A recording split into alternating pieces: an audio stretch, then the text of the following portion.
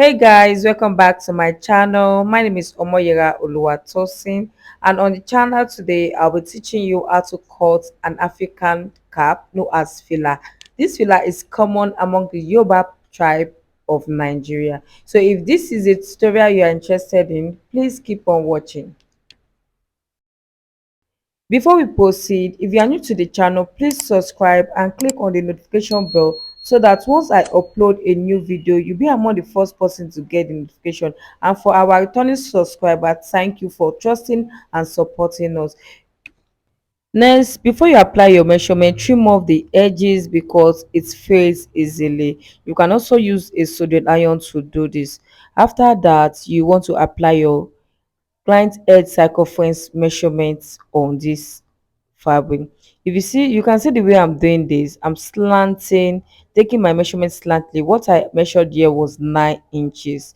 From the edge I slant towards the upper edge by 9 inches. For my new point, I'm going to measure slightly again, 9 inches.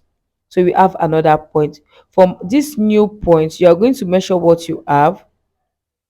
After taking my measurements, I have 13 inches. If you do yours, you might have 12 and a half, 12 and 7/8 of an inch is okay. Now from our previous point, I'm going to mark the 13 inches and connect my points. Please connect the points the way you see me doing in the video. So connect the first point to the edges like the way you took the measurement. You connect it like so. Now we have one slant block to work with. So we need three of this new block that I created. So from our new point, you're going to mark 13 inches and mark another 13 inches from the slant point downward and connect it our points together. You repeat the same step again, and once you are done, you have three slant block to work with.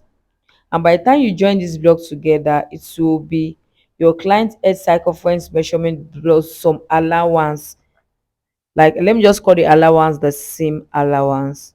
So now that I've marked my points, I'm going to connect this together. If you notice we have excess that is remaining, you're going to cut that excess and keep them because you're going to use it at the end of the day. So the next thing you want to do here is to cut out your pattern. Watch the way I'm doing. I'm cutting out the first pattern, and after cutting you have this piece left. Please don't throw it away because you eventually use it at the end of the day. So after cutting out the three patterns that we need, this is what you should have at the end of the day. The next thing we want to do, I'm going to take you to my sewing machine and show you how to stitch this piece together. By the time you stitch it together, this is what you should have. So without wasting much of our time, let's go straight to my sewing machine and start with the sewing techniques. So now we are here. We have two way of stitching this together. Please don't stitch it on the cut out side like this where you cut it out. Don't stitch it. You're going to stitch the selvage edge to selvage edge together. Is either you use the seam method, you just place this part together like as if you want to sew a cloth, like the way you sew your seam allowance and top stitch on it, or you just overlap by 2/8 of an inch and run a straight stitch on it. So we are going to make use of the second method and run a straight stitch on it. After I was done with the first piece, I went ahead to stitch the third piece to it. After stitching, this is what you should have at the end of the day. The next thing you're going to do, you're going to take it to a flat surface and spread it out like so, and you want to add your hard stay. If you don't have a hard stay, you're going to use a collar stay on this piece. So this is how to do it. You will cut a long strap of hard stay or collar stay that measures 3.5 inches, and the length is going to be like your more than your edge circumference. So after giving my fabric a nice place, you're going to place it such a way that you are half inches away from the edge of the fabric, and you are going to place an iron on it. what I have here is not covering the whole length of the fabric. So make sure yours is covering the whole length. So after ironing, this is what you have. You can see what we have at the edge. We left half an inch allowance. Now we are going to take this to the sewing machine and stitch on the collar stay or add stay, like so. Continue stitching the way I'm stitching. It is optional what I'm doing. I just want to create a little design on the fabric. At the end of the day, this is what you should have. You can see my lines and you can see how beautiful they came out. Next, you want to join the side seam of this long piece. So this is how to join the side seam. You bring the side together like this and top stitch on it the way I taught you guys how to top stitch. That's how you're going to top stitch on it. Now I'm bringing it together and I'm going to top stitch on it to 8-inch seam allowance. You're going to top stitch, and once you are done, you're going to have something like this. Just cut out the thread, and once you are done, you're going to have something like this. The next thing you want to do, you want to mark your client's head circumference measurements. My client head circumference measurement is 23. I'm going to fold it in half to get 11.5, which is 23. So I'm marking 11.5 like so. And make sure you add your seam allowance. You're going to add half of 1 inch seam allowance, but I recommended you add 1 inch seam allowance. After I was sure that this is what I want to cut, I came in with my scissors and trim off the excess away.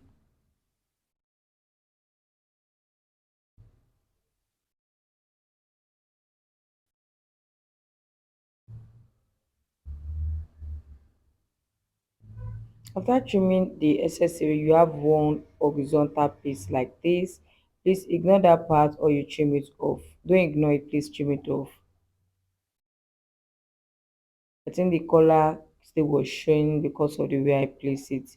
That's why when you want to cut yours, make sure it cover the whole piece together. The next thing you want to do, you want to fold the fabric on the collar stay like so. Make sure you fold it and stitch onto 8 of an inch, like 1/4 inch allowance. This way you are creating a style for your cap. So now this is what you're going to have, and after that you're going to cut a lining for this piece. Please, if you're yet to subscribe to my channel, please do that right now. So you use this piece to cut out a lining, and this is what we have.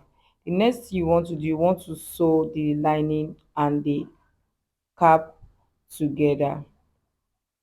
Now you're going to join the cap and the lining together using the 1/2 inch that you left at the bottom edge. You can see the 1/2 inch. You're going to stitch them together.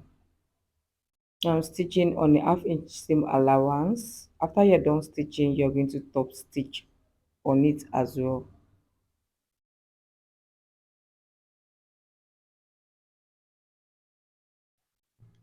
After you are done with the top stitching, now you're going to fold this piece like this. You can see the way I folded is, and now you're going to take your client's circumference head measurements, the head circumference measurement, and you're going to stitch up to the lining as like this. Trim off the excess that we have here. I'm going to take this to my iron table and give this cap a nice press. I'm going to show you how to flip in the lining and iron nicely. So that's what I'm doing. After sewing the side seam, I'm sewing the lining and the cap together. You can see the way I'm ironing. You can see we folded in close to 1/8 of an inch so that the lining will not be showing on the inside. After we are done, we are going to top stitch the upper part. We're going to top stitch the lining and the actual kit together. And once you're done, you're going to trim off the excess like the way you see me doing in the video.